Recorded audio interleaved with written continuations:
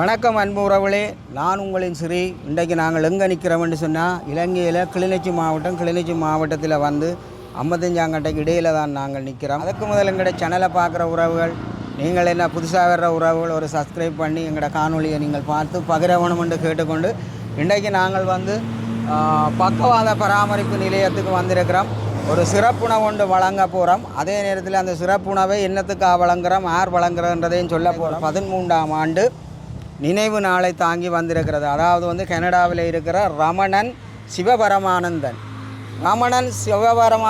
கனடாவில் வசிக்கிற அந்த சகோதரிகள் தான் இந்த உதவியை செய்திருக்கிறார். இவர்களுக்கு ஒரு சிறப்புணவு ஒன்றை வழங்கி இன்றைய நாளில் 2 உதவி திட்டங்களை வழங்குகிறோம். ஆதரவற்ற அனாதைகளாக திரிகிறது பிள்ளைகளை எடுத்து இவர்கள் பராமரித்து இதில் படுக்கையிலும் இருக்கிறோம். பல விதமாக வந்து பலரும் வந்து இந்த இல்லங்களுக்கு வந்து முடிஞ்ச வர உதவி செய்கிறோம். அதற்கூடாகவே இந்த இல்லத்தை நடத்தி வருகிறோம். பாருங்க உறவுகளை, நாங்கள் அந்த அவர்களுடைய இல்லத்துக்கு போவோம். பக்கவாத பராமரிப்பு இது கிளிநொச்சி மாவட்டத்தில் வைத்தியசாலைக்கிஞ்சால வைலேஸ் அடி என்று சொல்வார்கள். 55 அடியில் அந்த வைலேஸ் அடியிலே ஒரு ஞாபகப்படுத்தலாம். இதில் புலிகளுங்குரல் அதில் இருந்தது. அதுக்கு அருகில் கொஞ்சம் முன்னுக்காகத்தான் இந்த இது இருக்குது. நான் அதை வீதியில் கொண்டு வரையில் வைலேஸுக்கு 55ஆம் கட்ட வைலேஸுக்கு பக்கத்தில் தான் இது தற்போது இருக்குது இந்த இல்லம்.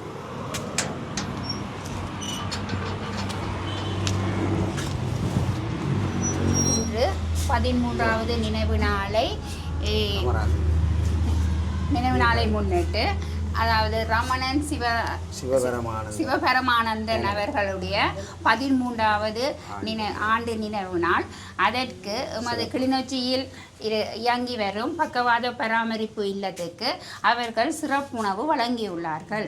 அதனை ஒட்டி அவருடைய ஆத்ம சாந்தி அடைய எமது சிறு பிரார்த்தனையுடன் எமது உணவு பிள்ளைகளுக்கு பரிமாறப்படும். திருச்சிற்றம்பலம்.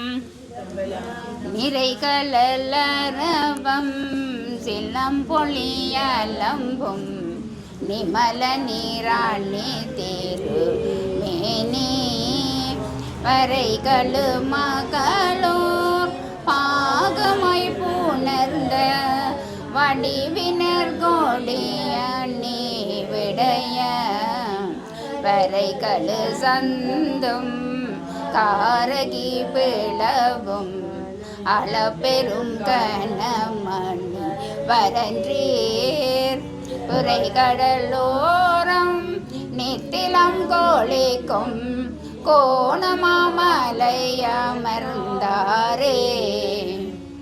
உலகெல்லாம் உணர்ந்து ஓதுதற்கரியவன் நிலவுலாவிய நீர்மலிவேணியன் அழகில் சோதியன் அம்பலத்தாடுவான் மலர் சிலம்படி வாழ்த்தி வணங்குவான். அரர மாதேவா அரர மாதேவா. என் நாடுடைய சிவனே போற்றி, என் நாட்டவர்க்கு இறைவா போற்றி, இன்பமே சூழ்க. ஓம் சாந்தி சாந்தி சாந்தி.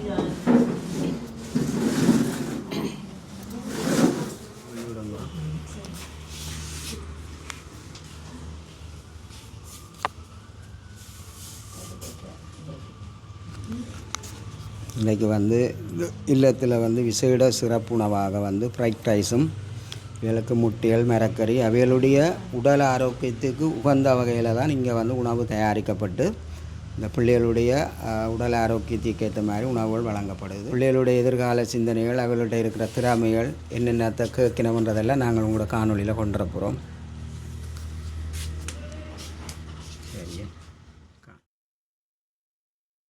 உறவுகளே, நாங்கள் இப்போ அந்த பக்கவாத பராமரிப்பு நிலையத்தினுடைய செயலாளர்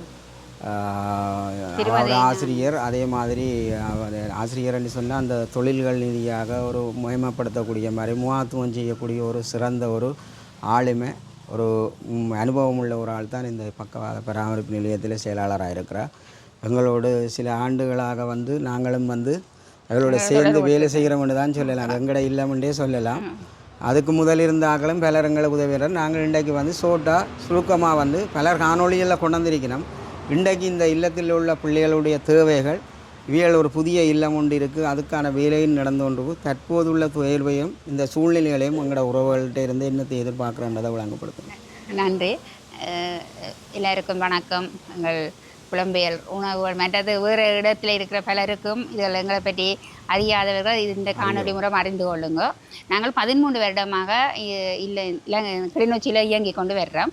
எங்கள்கிட்ட 16 வயதிலிருந்து 60 வயசுக்கு இடைப்பட்ட பெண்கள், அதாவது வந்து மனநிலைமையோ அல்லது அங்கத்திலேயோ குறைபாடு இருக்கிற வேதனை இருக்கிறான். அதாவது வந்து அதை நிர்வாகம் பண்ணுற, இப்போ நான் வந்து ஒரு செயலாளராக இருக்கிறேன். நான் அதை படிப்பிக்கிறேன். அதாவது வந்து அதில் வந்து டிகிரி முடிச்சிருக்கேன், ஸ்பெஷல் எஜுகேஷன் டிகிரி என்றது முடிச்சிருக்கேன். அதை விட நான் ஒரு சாதாரண பயிற்றப்பட்ட பட்டதாரி ஆசிரியர் ஆனபடியாக எனக்கு இந்த பிள்ளைகளோட அவங்களோட தேவைகளை பார்த்து செய்யக்கூடியதாக இருக்குது.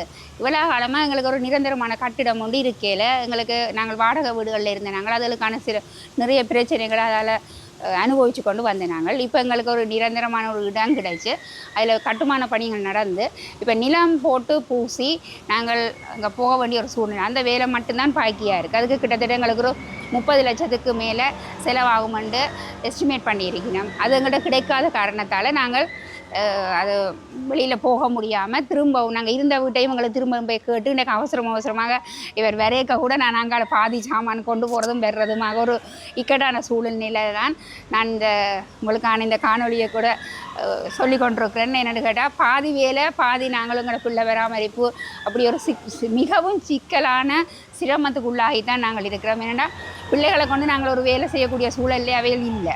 அவைகள் வந்து ஒரு 3 வயசு 5 வயசு பிள்ளையை நாங்கள் எப்படி வீட்டில் பராமரிப்போமோ அது மாதிரி தான் நாங்கள் பராமரிக்கக்கூடிய சூழலில் இருக்கிறோம். அதாவது வந்து ஆக்கள் தான் பெரிய ஆக்களாக இருக்கிறோமே தவிர, ஆனால் அவருடைய மன அளவிலேயோ அவருடைய செயற்பாடுகளோ மிகவும் சிறிய ஒரு பங்களிப்பு தான் எங்கள்கிட்ட இருக்குது. அப்போ நாங்கள் தான் இதை முன்னின்று எல்லாத்தையுமே செய்ய வேண்டி இருக்குது. அதே நேரம் அவருக்கு நிரந்தரமான ஒரு கட்டிட அமைப்பு இருந்தால் தான் அவையில் நாங்கள் ஏதோ ஒரு நல்ல ஒரு வழிக்கு கொண்டுடுறோம். அப்படி இருந்தும் இங்கே இருக்கிற பிள்ளைகளுக்கு நான் முத்து மாலைகள் கோத்து அவைகளுக்கு செய்யக்கூடிய ஒரு பணியையோ அல்லது சின்ன சின்ன தையல்கள் செய்து தலானூர்களுக்கு பூ போடுற மாதிரி கையால் அந்த வேலைகள் செய்வினான். மற்றது டேபிள் மேட்டுகள் செய்வினான்.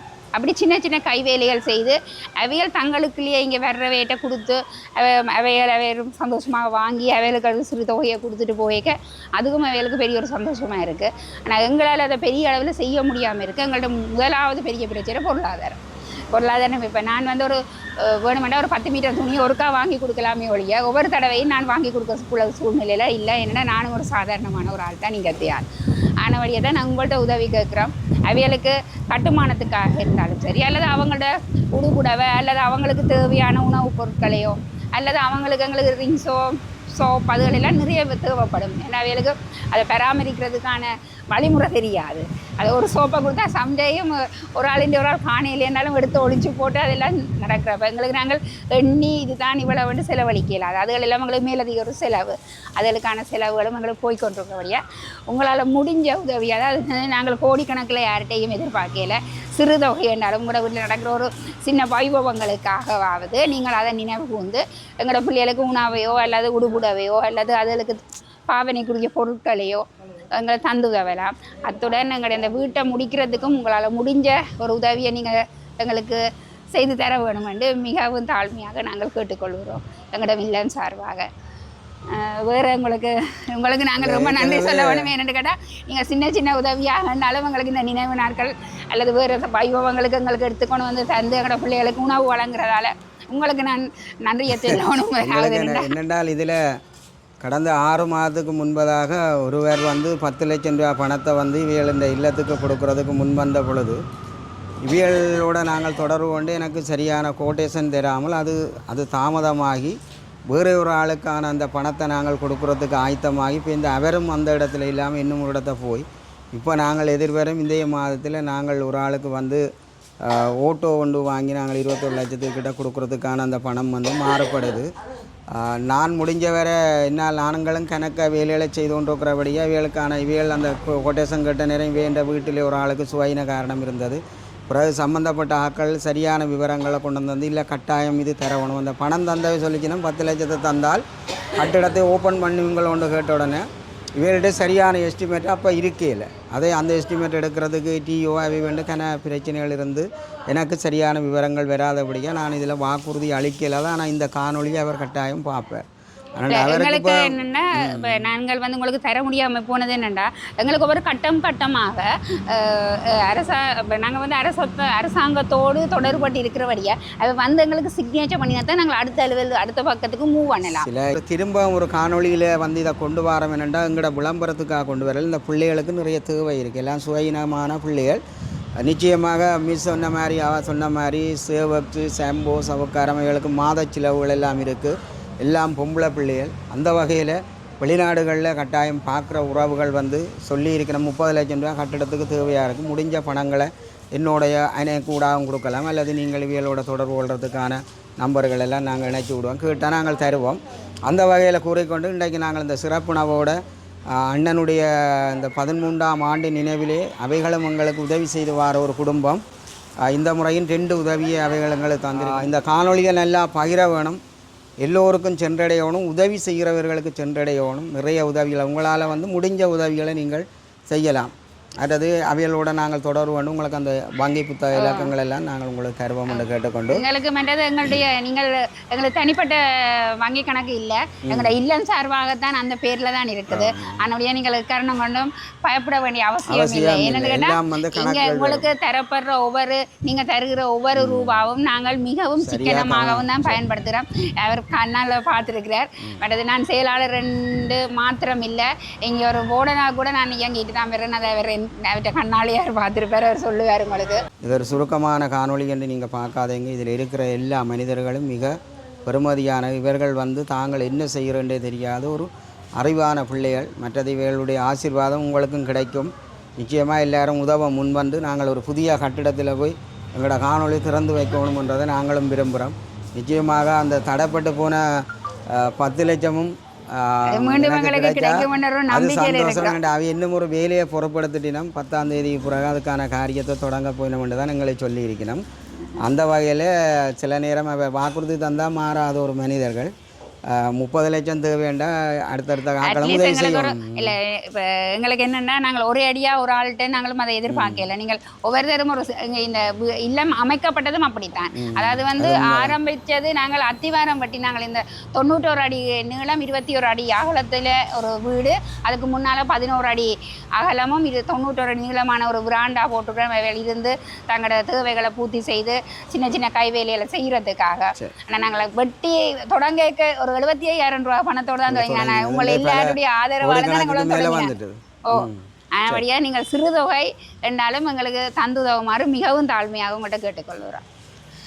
சகல பேரும் இந்த காணொலியை பார்த்து உதவ முன்வரணும் என்று கேட்டுக்கொண்டு எல்லாருடைய நம்பிக்கையிலும் இந்த காணொலியை நாங்கள் பதிவு செய்கிறோம். நிச்சயமாக நீங்கள் கைவிட மாட்டீர்கள் என்று கேட்டுக்கொண்டு மீண்டும் ஒரு பதில் காணொலி மூலம் சந்திக்கும் வரை உங்களிடமிருந்து விடைபெற்றுக் கொள்ளும் உங்கள் அன்பின் சிறை. நன்றி, வணக்கம்.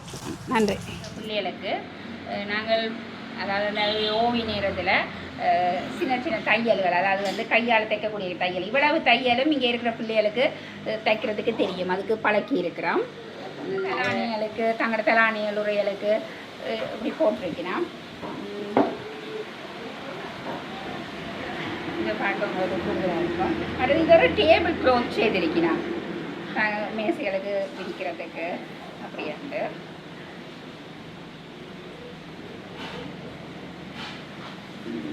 என்றது இது வந்து டேபிள் மெட்டண்டு, அதாவது வந்து கழிவு பொருளில் இருந்து தான் எடுத்திருக்கேன். அதாவது வந்து தச்சு வர்ற மிச்ச துணியோட டெய்லர்ஸ்கிட்ட போய் வாங்கி நாங்கள் சின்ன சின்ன நான் தச்சு செய்து கொண்டிருக்கிறோம். இப்படி மேசையில் நாங்கள் வச்சுட்டு ஏதாவது பொருட்கள் இதுக்கு மேலே வைக்கக்கூடிய சூடான பொருட்களை வைக்கலாமன்ட்டு விதம் விதமாக தச்சு வச்சுருக்குறோம். இங்கே வர்றவ சிலர் வாங்கிட்டு போயிருக்கிறோம். அந்த பிள்ளைகள் நல்லெண்ண கருதி செய்திருக்குது. அடுத்து இப்படியே நாங்கள் பின்னி இருக்கிறோம். அதாவது வந்து பின்னல் முறையிலையும் டேபிள் மெட்டுகள் செய்திருக்குது. பார்க்க உங்களுக்கு கொஞ்சம் அழகாக இருக்கும்படி நிற்கிறேன். வித்தியாசமான ஒரு டிசைனில் செய்யலாம். இதில் வந்து சின்ன சின்ன ஏதாவது மூடி வைக்கக்கூடிய பொருட்களாக, அதாவது வந்து ஒரு டெலிஃபோனையோ அல்லது வேறு ஒரு சின்ன பொருட்களை மூடி வைக்கலாம். தங்களுக்கு தேவையான தோடுகள் மாலைகள் அதில் செய்கிறதுக்காக பழக்கம் இருக்குது. அது கொஞ்சம் கைவசம் இல்லை, எல்லாம் முடிஞ்சது வந்தவையும் கொடுத்துட்டோம். இந்த தொப்பியும் வந்து பின்னக்கூடிய சூழ்நிலை இருக்கிறேன்.